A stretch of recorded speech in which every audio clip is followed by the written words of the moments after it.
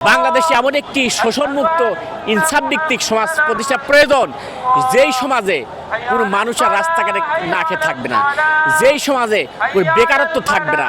এখানে শিল্প কলকারখানা প্রতিষ্ঠিত হবে, কর্মমুখী শিক্ষা হবে, যারা পড়াশোনা শেষ করে কর্ম করবে তার বেকারত্ব দূর হবে, সোনার বাংলাদেশ হবে, নারীদের অধিকার থাকবে, নারীরা নির্বিঘ্নে চলাফেরা করবে। এরকম একটি বৈষম্যমুক্ত ইনসাফ ভিত্তিক সমাজ ব্যবস্থা প্রতিষ্ঠার জন্যই শরীফ ওসমান হাদিকে জীবন দিতে হয়েছে।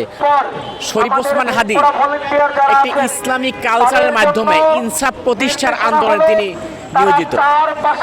ইনসাফ প্রতিষ্ঠা না থাকার কারণেই বাংলাদেশে এত নৈরাজ্য। আজকে যদি ইনসাফ প্রতিষ্ঠা বাংলাদেশ থাকতো তাহলে এই আপনার বৈষম্য যেটা থাকতো না।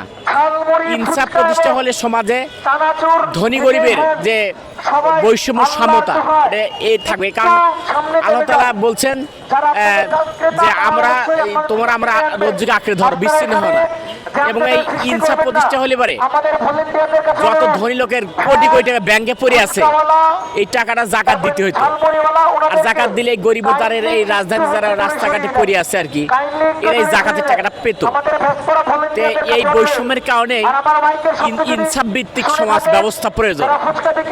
তো ইনকিলাব মঞ্চের মুখপাত্র শরীফ ওসমান হাদি গত 12 ডিসেম্বর জুম্মা নামাজের পরেই তাকে সেই ফয়সাল গুলি করে তাকে হত্যা করে এবং আহত ছিল, পরবর্তী সিঙ্গাপুর দরবারে মৃত্যু ঘোষণা করে। আমি বলতে চাই এর মাঝখানে এত সময় পেরিয়ে গেল, কেন তার হত্যার সেই খুনিদের গ্রেপ্তার হলো না? আমি বলতে চাই পৃথিবীর যে প্রান্তে থাকুক না কেন তাকে ধরে আনা সম্ভব যদি এই দেশের প্রশাসন যদি সঠিক ভূমিকা পালন করে। আপনারা জানেন যদি তাৎক্ষণিক সীমান্তে যে পাহারাদার তারা যদি পর্যবেক্ষণ করতো তাহলে এই খুনি পালিয়ে যেতে পারতো না, কিন্তু এ বিষয়ে প্রশাসন মুখ খুলছে না। আমি বলতে চাই এই অক্সফোর্ড নামে খ্যাত ঢাকা বিশ্ববিদ্যালয়ে অনেক মেধাবীরাই এই ভারতীয় আধিপত্য তার বিরুদ্ধে কথা বলার কারণে তাকে জীবন দিতে হয়েছিল। আপনারা জানেন যে 1974 সালের 15 আগস্টে প্রথম ইসলামী শিক্ষা উত্থাপনকারী মেধাবী এক ছাত্র ছিলেন আব্দুল মালেক বা ধুনুট বগুড়ার। সে ছেলেটিও এই ঢাকা বিশ্ববিদ্যালয়ে সেই ইসলামী শিক্ষা সে প্রথম উত্থাপন করেছিলেন। তাকে তৎকালীন আওয়ামী লীগের নেতা তোফায়েলরা এই সরদ উদ্যানের ডাল ভেঙে তাকে ইটের পর মাথা রেখে ইট দিয়ে তাকে হত্যা করেছিল।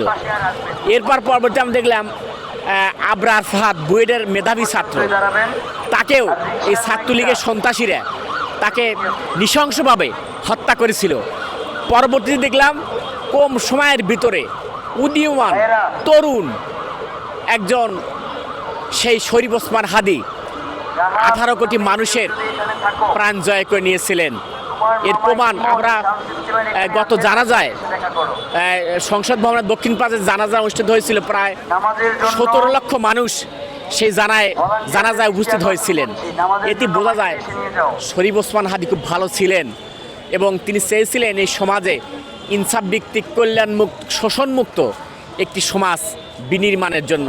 কিন্তু তার এই চাওয়াটাকে সেই স্বৈরাচারী বুলেটের আঘাতে তাকে ঝাঁঝরা করে দিয়েছে এবং মৃত্যুর সাথে পাঞ্জা লয়েছে। পরবর্তীতে তাকে সিঙ্গাপুর নেওয়া হয়েছিল, এরপর ডাক্তার মৃত্যু ঘোষণা করছে। আমরা বলতে চাই শরীফ ওসমান হাদির রেখে যাওয়া তার যে পথ, তার যে অসম্পূর্ণ যে কাজগুলো রয়েছে, আমাদের যে প্রজন্ম রয়েছে আমরা সেটা বাস্তবায়ন করব এবং বাংলাদেশে শরীফ ওসমান হাদির তার চিন্তা চেতনা, তার কবিতা আবৃত্তিতে, তার বক্তব্যের মাধ্যমে একটি সুন্দর চিত্র ফুটে তুলেছেন।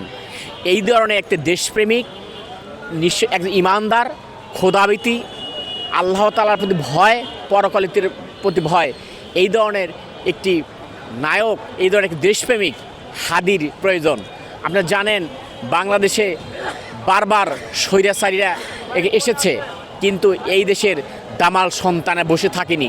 যেমন বসে থাকেনি 1952 সালে ভাষা আন্দোলনে, 67-68 সালে শিক্ষা আন্দোলনে, 69 গণঅভ্যুত্থানে, 71 মহান মুক্তিযুদ্ধে, 90 স্বৈরাচারী বিরোধী আন্দোলনে, সর্বশেষ 2024 সালের 5 আগস্টে ঢাকার পিচঢালা কালো রাজপথ রক্তে রঞ্জিত হয়েছিল। সেখানে প্রায় কয়েক হাজার সন্তান মায়ের বুক খালি করে জীবন দিতে হয়েছে। পরবর্তীতে স্বৈরাচারী শেখ হাসিনা এই দেশ ছেড়ে পালাতে বাধ্য হয়েছে। এখন বাংলাদেশে এমন একটি শোষণমুক্ত ইনসাফভিত্তিক সমাজ প্রতিষ্ঠা প্রয়োজন, যেই সমাজে কোনো মানুষ আর রাস্তাঘাটে না খেয়ে থাকবে না, যেই সমাজে কোনো বেকারত্ব থাকবে না।